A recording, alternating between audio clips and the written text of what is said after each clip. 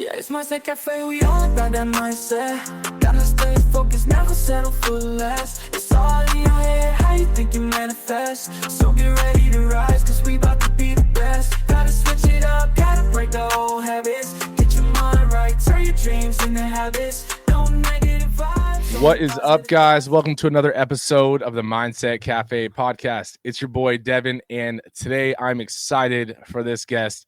He is an industry disruptor. He's an educator, and honestly, he's a super passionate advocate for first-time home buyers. This is one of the guests that, we were talking beforehand, and I was telling him I was so excited for bringing him on because the Mindset Cafe is all about personal development and fitness and entrepreneurship and all those things. But one of the aspects that, I know I've gotten a ton of questions on is setting those personal goals to buy a home, right? So with further ado, I want to welcome David Sidoni. He has his own podcast. He has How to Buy a Home. And honestly, it is a massive podcast and with some great content. He has over 1.6 million, almost 1.7 million downloads, and it's probably already hit that today. But honestly, today's podcast, so we're really going to dive into his story, and then also the aspects of buying a home and all those different things and natures of it. So honestly, David, thank you so much for taking the time out to hop on. Bro, I got to start and tell you, I have theme music jealousy. That was dope. That was a great theme music, man. I'm so jealous. Thanks for having me. Oh, no, thank you so much. So, and thank you for the compliment. Let's dive into, your story first, right? Because that's the most interesting part to lead into where we go. How did you get started in real estate? My journey is pretty interesting, and it was really, I'm an older dude now, middle age. This is kind of my third act of life doing this whole how to buy a home thing. In my 20s, I hit the jackpot. Every dream I ever had, I wanted. I was in a Disney movie musical with Christian Bale and Robert Duvall and Anne Margaret at 21 years old. And then I got to dance with Michael Jackson. And then I was on TV shows on Nickelodeon and was in all the Tiger Beat teen heartthrob magazines. I was on the back of a honeycomb cereal box. That is my greatest claim to fame. And then I ended up hosting TV shows, and I did that for a long time. I hosted the kids' version of Wheel of Fortune. I was like Pat Sajak or Ryan Seacrest for little kids on Saturday mornings. And my career was going great, and I kind of got to the spot where I realized you're either Ryan Seacrest or Mario Lopez, or you're hustling your whole life. Mm-hmm. And I was 28 years old. I wanted to start a family at some point. So I started looking around at other things, and I started doing some real estate investing, and that was going well for me. And then I met someone, and it was time to settle down. So I had a great career and decided to get into real estate on the residential side. And I did that for 12 years. And then one day my wife looked at me and said, bro, you built a team, you've done big stuff, you're a big real estate agent, but you're only happy when you work with those first-time home buyers. That's what gives you the juice. So my story was in my 20s, I focused on myself completely, total narcissist, just like I got to be the star of everything. Now I'm straight up took everything I learned in real estate and turned it into a complete giving back mission. I mean, that's so awesome though. And so before we go into the real estate side, that testament of, your pivots and your transitions in life. I mean, going that route of, dancing with, the pop icon and, hosting TV shows and now doing something completely different. It really shows that just because you're at a certain position in life doesn't mean you have to stay there. Right? You don't have to stay where you are at if you don't want to be there. And you had a realization within self that you're like, this is one of those things where like, I'm going to be hustling nonstop to do this, but it's not filling my cup necessarily. Like there's more. And so you pivoted and then did it again. And now, your wife, sometimes someone on the outside tells us, that purpose, that we might not see within ourselves. Right. And so for you, your wife letting you know that, hey, this is, you're only really happy when it's this kind of client. And then all of a sudden you think about it and you're like, is that true? And then all of a sudden you're like, oh, wow, it is. And now look at, what you've been able to build from it once you really align with your purpose. So, I mean, I just want to give you hats off to that, because some people never really one step into their purpose, let alone have the courage to transition, multiple times. So I do want to give you hats off for that. And now, look at what happens. You transition and you align with yourself with your purpose, and boom, you blow up. And, this is your life is super fulfilled in your own right. So, I mean, that's awesome. You hit the nail on the head multiple times there. Alignment. There's I've been to a bunch of these seminars, and it's something like 3 or 4% of people in entrepreneurs and people in business actually have written goals. Mhm. That's something I've been hearing for 15 or 20 years now. The best thing I ever heard about it was, though, you write it down, you stick it on the wall, you look at it, that's great. But unless you're taking a step towards the goal, then it's very black and white. And we have to do things that aren't steps towards the goal because we have to make a living. Right. The best thing I ever heard was alignment. And, it was the same coach who talked about time management. And, after months of time management where I carried a little notebook around, remember, I'm old. This is pre-notes on a smartphone. I had a flip phone, some Zune or something. And no, that was the MP3. But I kept a notebook, and every 15 minutes, write down what you did for the last 15 minutes of the notebook. You do that for just a week, your time management changes like that. I then implemented that with my alignment. Throughout the day, I pulled it out, and my goals were listed 1 to 10. And after every activity, I had to write a 1 to 10. And if it was a 0, that means whatever I was doing right then wasn't in alignment. And it doesn't mean that doing my job that I hated to make money wasn't in alignment with my goals, because one of my goals was financial stability. Mm-hmm. So, but where really the time management and the alignment all in one notebook, where you really see that is in your free time. No, it is. Yeah. And I do want to like comment on like the goals thing too, because I could even speak from like personal example, like, being in the fitness industry and telling people to, what's your goal for this year? And, my big thing is always reverse engineering it, right? Meaning that you set your goal and then you break into, a little bit smaller steps. So for example, like quarterly steps, well, then break those into monthly and then into weekly. And so even for us, for the business and everything, we were telling people to do that for their fitness goals and everything like that. And we would have these things, goals for business, but until we actually started doing it and be like, set actual goals and break them down into actual things, like you find yourself just kind of treading water and kind of going the right way. Sometimes it feels like, and then sometimes not. And you are doing, even right now, like let's say you're aligned with your purpose, but sometimes you just feel like you're just treading water.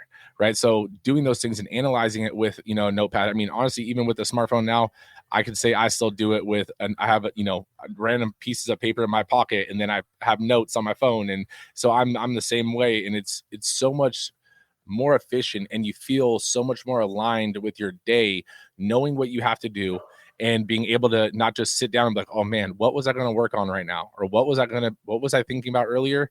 Right. And so that is so crucial. And that is a huge thing. So guys, if you're listening and you're not currently doing that, please take note that, what you just said, make sure you guys are actually tracking what you guys do and taking account. Does it align with what your goal is? Is this something that's aligned with my purpose? Is this something aligned with my goal? If not, then don't do it and, transition, do something else.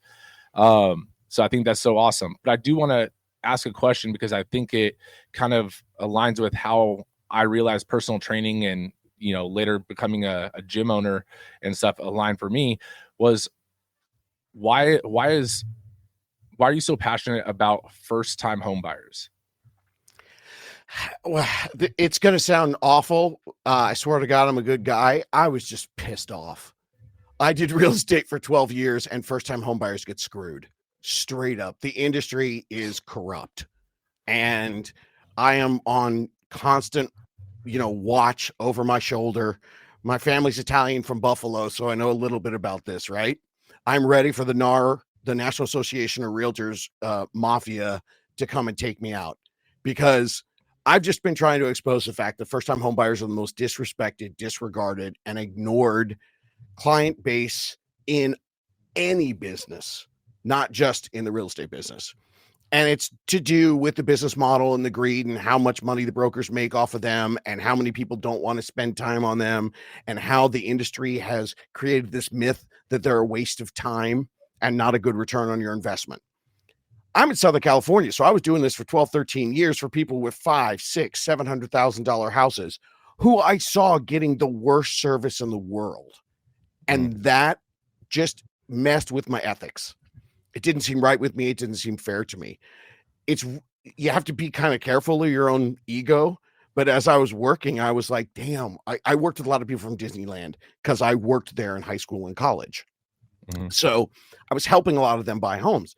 And like, I would catch myself saying to my wife, I just wish all these people from Disneyland would call me instead of calling all those other realtors, because I know that one doesn't know what they're doing and that one doesn't. And when I took a step back, I realized, well, there's stats. 87% of real estate agents do not last 5 years in the industry. And that stat comes directly from the National Association of Realtors. Last year, 47% of real estate agents didn't sell one home. So the people that need the most amount of guidance are unfortunately getting the least experienced agents. So I wanted to correct that wrong. And then we can go to the other side of things where it was so interesting when you were talking earlier about having those little steps that you could visualize. And yeah, it's super easy to do for your clients, right? Fitbit, 10,000 steps. At the end of the day, it's 8,000 steps. Okay, I got to do better tomorrow. Those bite-sized things. But then you went, oh crap, now I got to do that for my business. Because we as entrepreneurs are so globally, so visionary in our thinking that sometimes we need to make sure we have the same kind of 10,000 step daily. And that's where I saw a giant hole in real estate. Everyone's ready to take your order and open a door for you and sell you a home and get paid in 30 days. Nobody in the industry is offering what I call the last lease ever. What do you do if you're 12 months out and you're 32 years old and you're renting for $3,200 in Chicago? If you go, I bet I could buy a house. If you reach out and call 95% of the industry, they're just going to run an approval, say, oh, yep, you can go buy a $400,000 condo, go today. And I'm trying to make sure that people go, hey, cool. You're 6 months, 8 months, 12 months out. Here's the 3 baby steps you do this month to work on your credit score, your debt, and your savings. You're here, here, and here. Your goals need to be here, here, and here. So this month, do a little bit on this, a little bit on that, a little bit on this. Progress. You know this game more than anybody in fitness. You don't want to be constantly thinking in your head. You don't want your clients to be trying to think of the before and after picture where there's, a massive difference. You need to be able to give them incremental ways to progress towards something that ultimately is going to be the best thing for them in their life. That is so true. I mean, I'm not even gonna add anything on top of that. Like that is right there. The thing I did want to say though is like with a first-time home buyer, right? And you helping them and align with them, right? Tying it to like how for personal training, I never thought I was going to be a personal trainer as a career, right? That's not how my journey really started. It was an awesome college job, but then it was one of those things, and I'm sure that was kind of how real estate started for you to a degree, financial stability and stuff. And then you started realizing these other things that were misaligned in the industry and so forth. And that's what kind of took you down that journey. And for me, it was like personal training was a good college job. And then I love seeing people actually succeed and achieve their goals and see the self confidence and the self-belief and the self-accomplishment within themselves. That's what gave me the drive to work, when I was a personal trainer doing 16-hour days of back-to-back clients, because it was like it doesn't feel like work necessarily. I mean, it did feel like work. I'd be exhausted and stuff, but like it was worth it because I loved seeing that go. And it was like same thing for you for home buying. It's like getting a first-time home buyer to actually be able to purchase a home and not just get thrown under the rug, because they're a first-time home buyer, or disregarded or disrespected. It's that feeling. It's almost like a natural high you can't get from anything else. Being able to give someone else that accomplishment or that level of joy in their life. Am I wrong in saying that? You're absolutely right. And here's the way the real estate industry has justified it. And this has so much to do with entrepreneurship and building a business. Within the real estate industry, the lowest amount of money that you make is working with first-time home buyers, and that's why they say it's the lowest return on your investment. So the goal of anyone when they get into real estate is, work with first-time buyers for the first couple of years, and then instead of selling 20 first-time home buyers and working these hours, sell 10 higher-priced people, work the same hours, and make the same amount of money.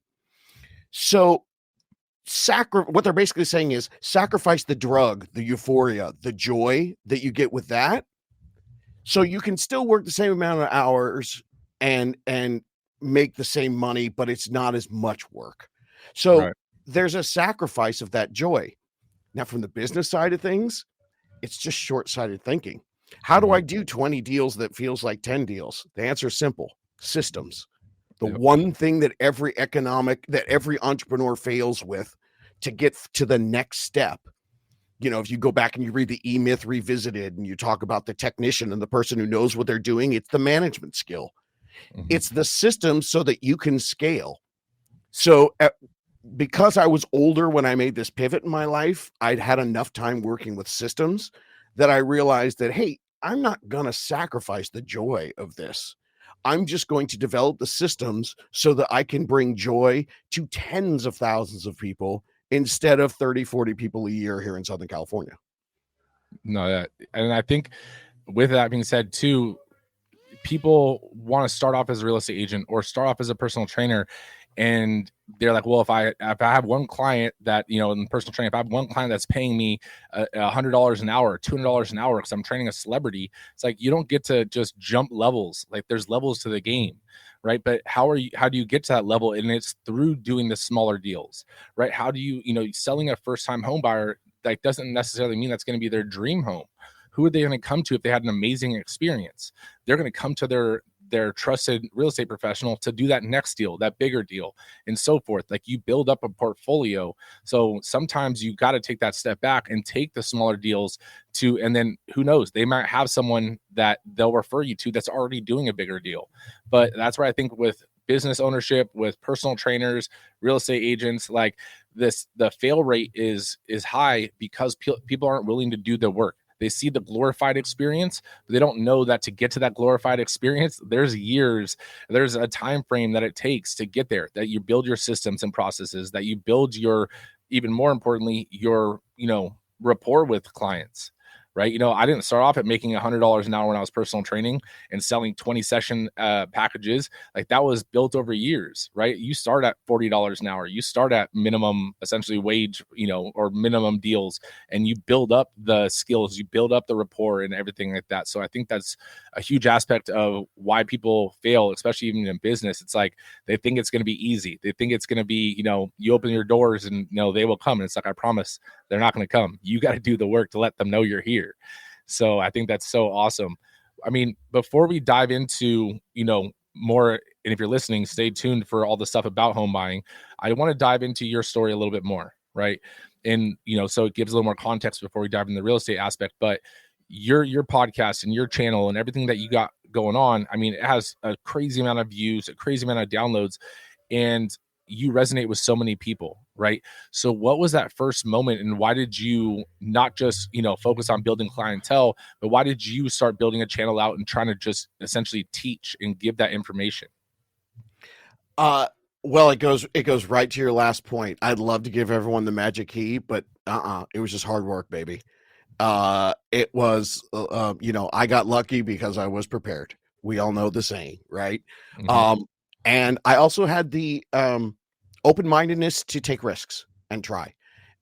In 2018 was when my wife gave me the wake-up call and told me that. I spent a year researching.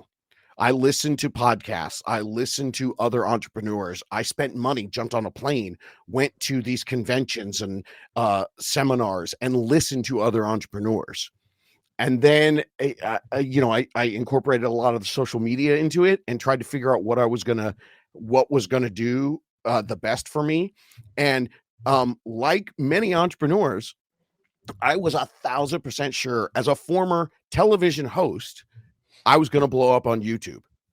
So I did social media, Instagram, Facebook. This was pre-TikTok back in the day. And then I just was listening to one of those podcasts. I educated myself. I tell people all the time, it felt like I got a master's degree in marketing over a year. And, you can do that with podcasts now while you're walking the dog and doing the dishes. And it was someone on a podcast. It's probably Vaynerchuk or somebody who said something about audio. And you know what? I'm doing everything. I should do this too. I did the podcast and the podcast blew up. And that's when I realized the thirst of the consumer to passively intake this information. Now, you want to buy a home, you're far less likely to come home from the end of your workday, slap open your laptop or pull out your phone and watch a 25-minute video and sit there and watch it. But you definitely could do it while you're walking the dog, doing the dishes, or commuting to work, or your favorite thing, at the gym, baby. When your training's done and you're going to do your cardio, pop on the podcast, get some learning on, and that's when what was really interesting about that was I saw the potential and then I just took risks. I tried, trial and error. I'm the king of error. So, I tried all organic stuff. I tried, multiple different social media marketing companies. I think I went through 7 of them. And then, I thought, okay, well, the best way to do this is just throw money at it. So I threw a bunch of money at ads for the podcast where I had commercials on other podcasts, and it worked, but it took all my money. And at the end of the day, the ROI was break even. But I had created brand awareness. My listenership had tripled. So now the brand awareness was something that I realized I could utilize. And, there's a great guy named Brian Tracy, who's an old school business guy. And I listened to him, first when I started in real estate, 2005, 2006. He was in my hometown. He was in Newport Beach. I went to go see him. And I think I spent $600 on CDs. Again, I'm old. And the thing, he got paid hundreds of thousands of dollars to go in to consult to these companies. And the only thing he would do is get all the salespeople in the room and say, wake up 30 minutes and read about your industry. Call me in a month. And then after a month, people would go, oh my God, I doubled my sales. And after 2 weeks, I got up a half an hour earlier. Now I do 60 minutes. And then some dude in the back's like, I moved it to 90. I do 90 minutes.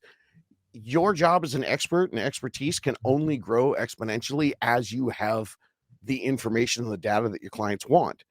And so I got deeper and deeper into how people use podcasts and listen to everyone else. And that's when I saw the secret sauce for a podcast, which is reviews. There are no views. There are no likes. There are no subscribers. The public sees views. And so, the public sees reviews. So, because this was before Spotify was even doing it. And every industry has that one little thing. But you look at my podcast, there are podcasts that get 20,000 downloads a day that have 300 reviews. My podcast, has 1.7 million downloads, but that's not every time I drop. I'm not doing, 20 or 50,000 down, but I've got almost 800, 900 reviews now. And whatever it is the public sees that gives you your authenticity and validation, find ways to do that. And once I figured all that out, and then the really cool thing is now I have different ways to do it. I do interviews. Anybody who's gone through the process of buying a home, people who've their families never bought a home before, they bought a $300,000 home with only $4,000 in because they had grants and different programs and all that, and their mortgage was $100 less than their rent. But they never knew about any of these processes because of that hole I mentioned earlier in the information about the real estate industry. And there were multiple different ways that I attempted to reach that person, but it turned out that by listening to the podcast, they figured something out. And when I interviewed him, he's like, dude, I walk around my house and I just call you Unc. That's like the highest level of respect in my family. That's awesome. That's so awesome. No, I mean, and like that's so awesome that you realize that and you tried things out. Things work, things didn't work. And that's the process to anything, any journey in life, right? You know, you want to launch a podcast. You're not going to start getting a million views and or even 10 views on, you know, the first one, right? It takes time, but also you have to learn where to pivot, where to try things out, adjust the plan. You know, we were talking about earlier, you know, having the plan and setting the biteable goals. But you remember, like, the plan has to be adaptable and adjustable. So I think that's so awesome that, you know, you mentioned that throughout your journey of, you know, to how you are, you know, have gotten to the level you gotten to. Let's dive a little bit into like the real estate, you know, specifically. What would you say are maybe some of the biggest like misconceptions of, you know, first time home buyers or buying your first home? All right. When you're at the gym and you are working with your clients, like, I'm going to give you a bunch of nuggets that you can explain to people, because the home buying process has gotten such a bad rap, and it falls so often into, well, okay, boomer, you bought a house for $80,000. What am I supposed to do? Dude, you're right. I agree with you. But what's the alternative? You're renting for $2,200 a month right now. You're going to keep doing that for a couple of years, waiting for the market to crash. That's $25,000, $26,000 a year that goes to nobody. Mm-hmm. So the understanding that buying a home is no longer getting a sexy deal. This is not 2009, 10, 11 when homes were underpriced. The process of buying a home is ready for this. I say this all the time on my podcast. I'm trying to change the mindset of millennials and Gen Zs. There's so much negative, and then not just negative, but misinformation and misconceptions about the process. The average first-time home buyer has a down payment of 8%. 8% down. The average first-time home buyer finds their individual, and the people, I've been doing this for 5 years.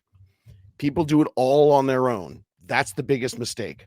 A great realtor and a great lender will work with you for free. You don't have to pay them until you close on the home, and they'll work with you a year ahead of time. But everybody goes to their best friend Google and tries to do it all on their own. And I can tell you this, 5 years of data, 72% of people that have reached out to me after they've listened to the podcast or watched the YouTube channel tell me they're 12 to 18 months out. They're under contract in 3.2 months. So I'm not saying anyone is doing it wrong or is stupid. I just have the data to know that there's not enough people like me out there telling you the truth. And the truth is, you're not starting the process early enough. And that's because, 87% of the realtors out there aren't going to be in that job in 5 years. So they don't know what to do with you a year out. Mm-hmm. So you find the right person. I have this program called The Last Lease Ever, and we don't talk squat about what neighborhood you want to live in, about your interest rate, about, what kind of loan programs for you. All we do is talk about three things. Where's your credit score today? Where's your debt? And where's your savings? And then we get starting points. And then we give, okay, well, if you want to buy a home that costs $400,000, then this should be where your credit score is. This should be where your debt is on your 3 credit cards. And let's save 8%.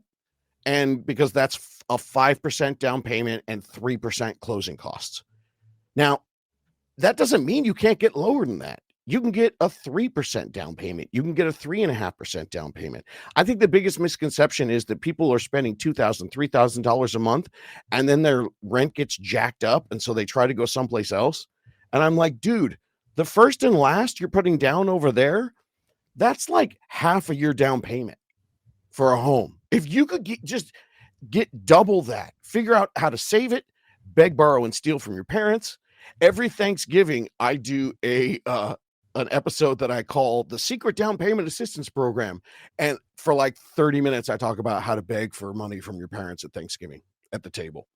And I give all the stats of why it's different. You're right. It's different than it was for the boomers. But here's why. Rents have gone up Usually 30 to 40% a year. So that's like 3 to 4% a year. I'm sorry, a decade. 30 to 40% a decade. It was doing that forever. And then 2000 to 2010, they went up 83%.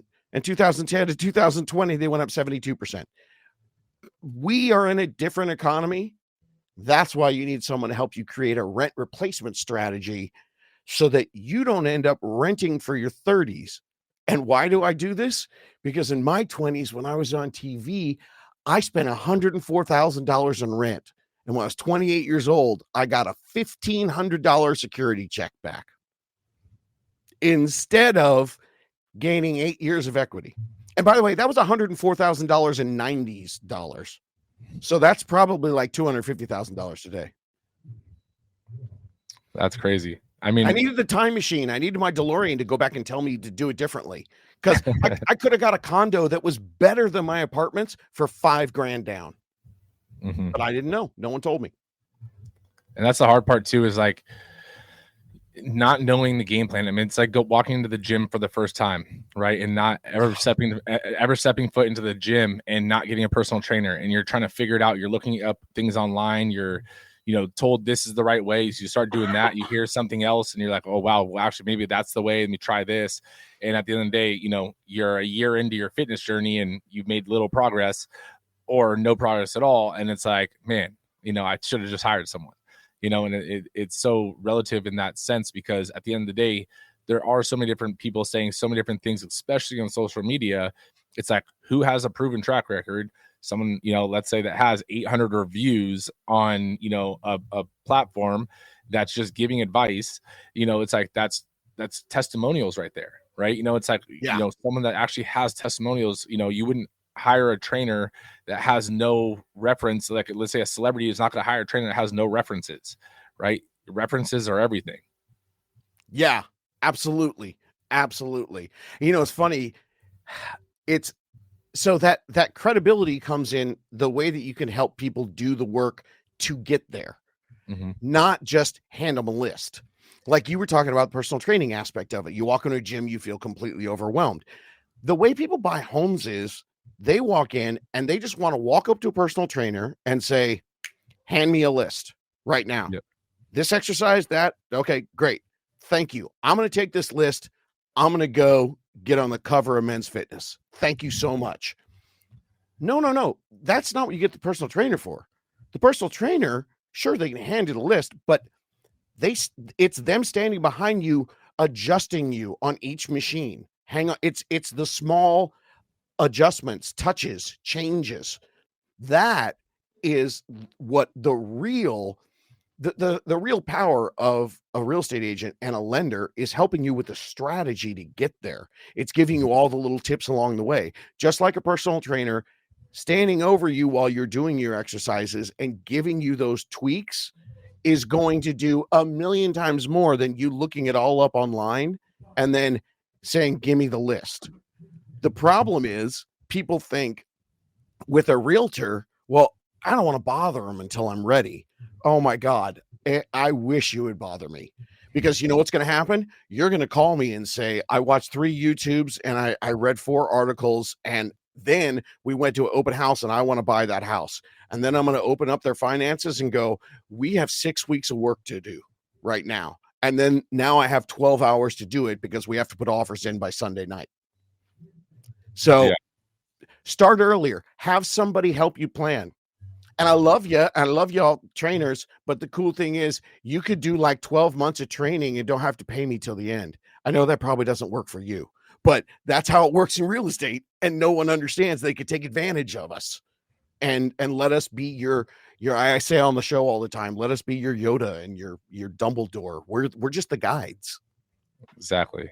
And then, I mean, it goes into how we were talking about, like, the plan is adjustable, right? There's things that come up. You make a decision and all of a sudden your credit score goes down. It's like, okay, now we got to adjust. We got to, you get injured in the gym. Now we got to adjust and accommodate that injury so we can still be on goal. So I think that is so true.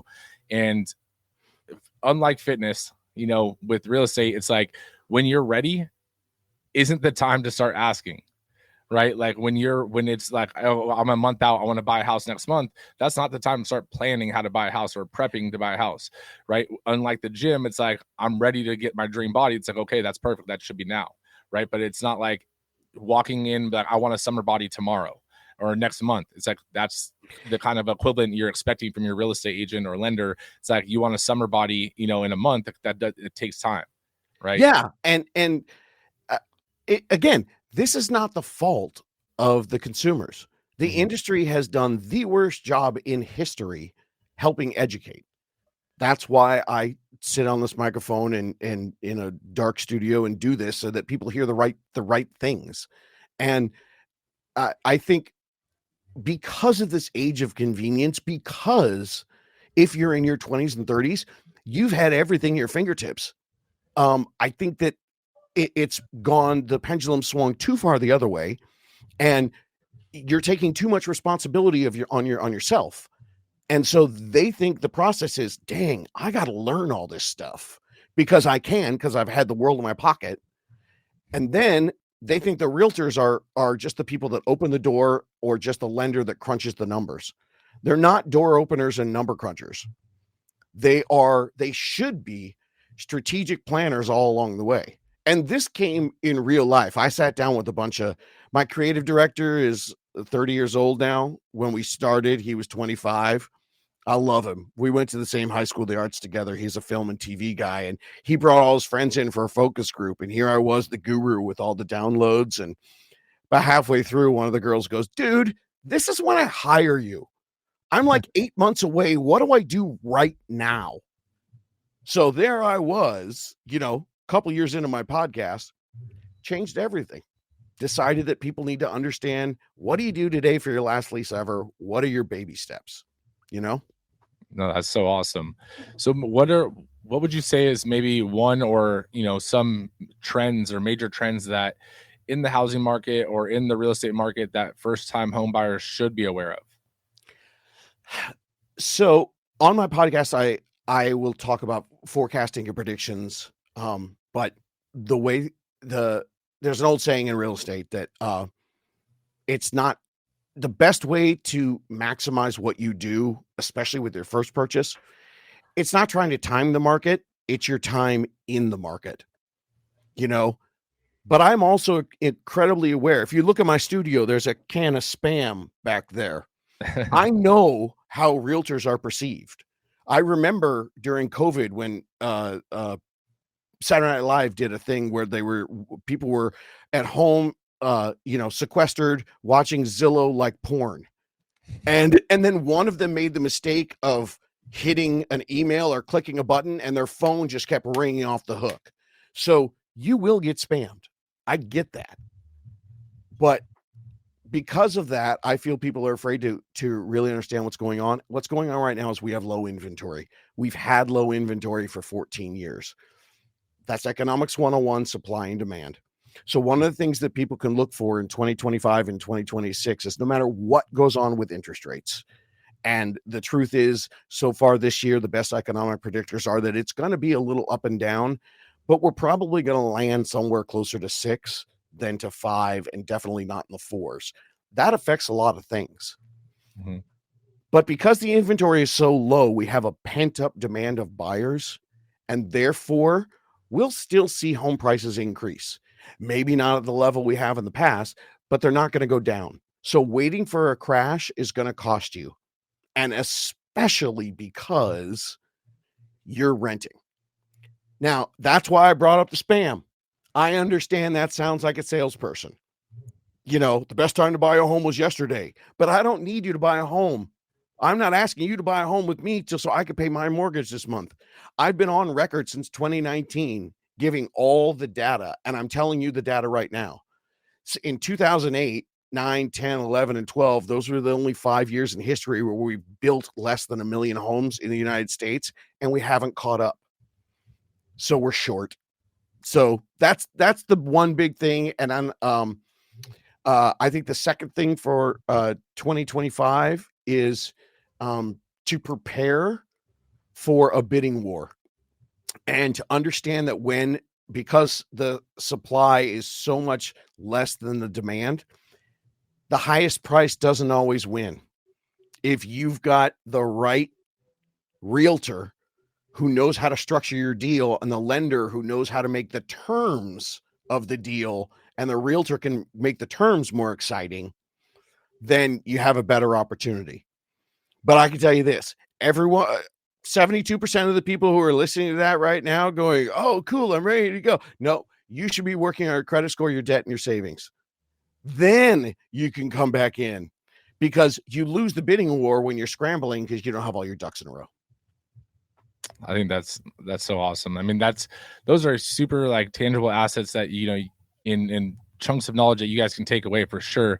But if you are planning and it is a near goal, I definitely recommend, you know, reaching out to someone like David for sure. I had a question, you know, based off what you were saying too.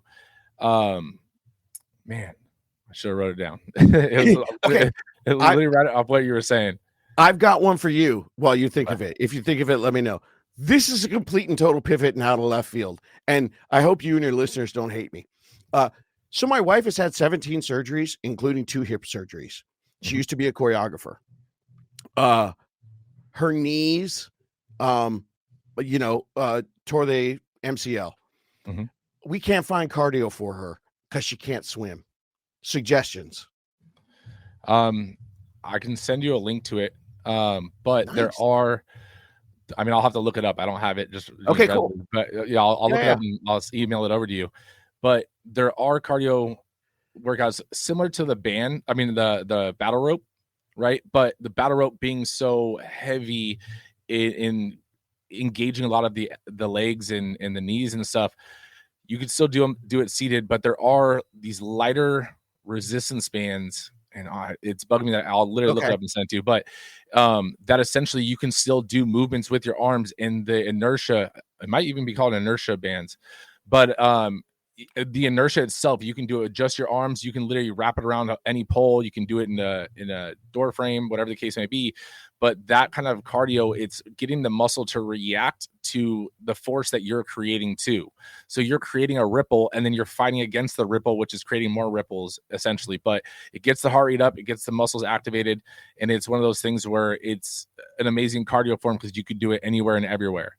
But I'll look it up and send it to you. Because Awesome. I mean, that's one of the big things is like when people do have knee surgeries or anything like that, it's like, oh man, I can't run, I can't do stairs, I can't do any of these things that, you know, put too much pressure. It's like, yeah, you could probably do the recumbent bike and sit and stuff like that. There's not too much pressure, but how high is your heart rate really getting? Right? Where something like these bands, it's you can sit, you can stand, you know, and if your, you know, knees are right out of surgery, your arms are still working, you know, you can still do it. So the bands are definitely a huge aspect to it. I'm going to make sure I put my camera up and video every session though, because I want her to be one of those TikTok fail videos where the band snaps back. Those make me laugh so hard.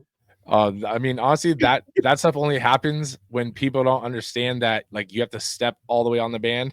Or honestly, I'll say I almost You did mean it. you mean like when you don't have a good guide showing you how to do stuff? Exactly. Or I Oh, mean, you read the instructions wrong, and I say I almost broke a door because we first got the TRXs, and there's a door frame like holder mount, and me not thinking about it, you know, I just put it in the door, closed the door, and, you know, started leaning back, and the door started tipping back towards me, and I was oh like, my oh, God.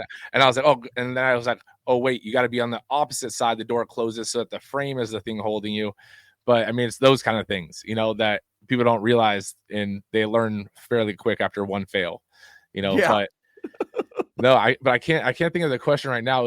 It was definitely off of first time home buyers and stuff. But I mean, honestly, everything that you've given so much value and everything like that, like, guys, I can't advise enough. If your goal is to buy a home, please go listen to David's like content. He's already put out a plethora of information.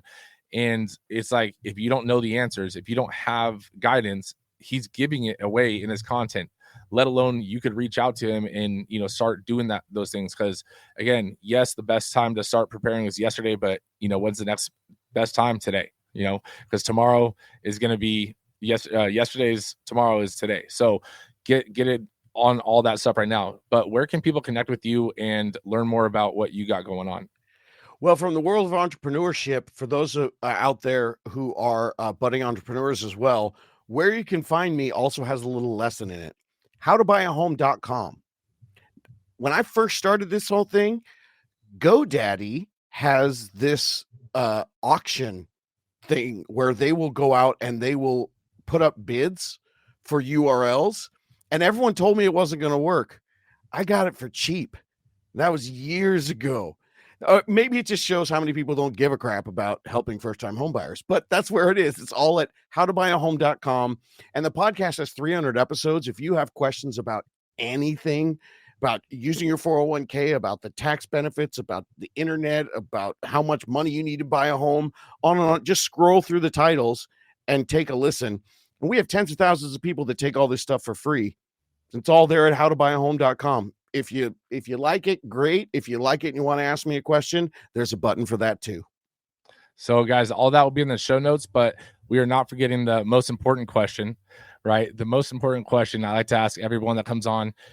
This is your legacy wall, right? It's not a tombstone. It is, David's legacy wall. On this wall, it basically is the most important, or one of the most important messages that you've learned along the way that, could be used for the up and coming generations. What would that message be?